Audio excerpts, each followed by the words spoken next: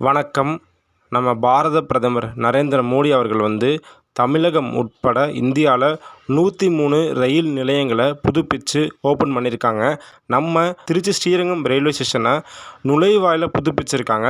அந்த ஃபங்க்ஷனுக்கு நம்ம செரிமனிக்கு போயிருந்தோம். உண்மையிலே நுழைவாயில் பார்க்க ரொம்ப அழகாகவும் அருமையாகவும் இருந்துச்சு. இன்னொரு பக்கம் பார்த்திங்கன்னா அரசு அதிகாரிகள், மாநில நாடாளுமன்ற உறுப்பினர்கள், சட்டமன்ற உறுப்பினர்கள், மாவட்ட ஆட்சியர்கள் இவங்கெல்லாம் பங்கேற்ற நிகழ்ச்சி இன்னொரு பக்கம் நடந்துட்டு இருந்துச்சு. அதே மாதிரி நீங்கள் ரயில்வே ஸ்டேஷனுக்குள்ளே பார்த்தீங்கன்னா புதுசாக வெயிட்டிங் ஹால் அப்படின்னு ஓப்பன் பண்ணியிருக்காங்க. அதுவும் நல்லாயிருக்கு. அது மட்டும் இல்லாமல் மாற்றுத்திறனாளிகள் அவங்க பயன்பெறும் வகையில் அவங்களுக்குன்னு ஒரு தனி ரூமும் அரேஞ்ச் பண்ணி கொடுத்துருக்காங்க.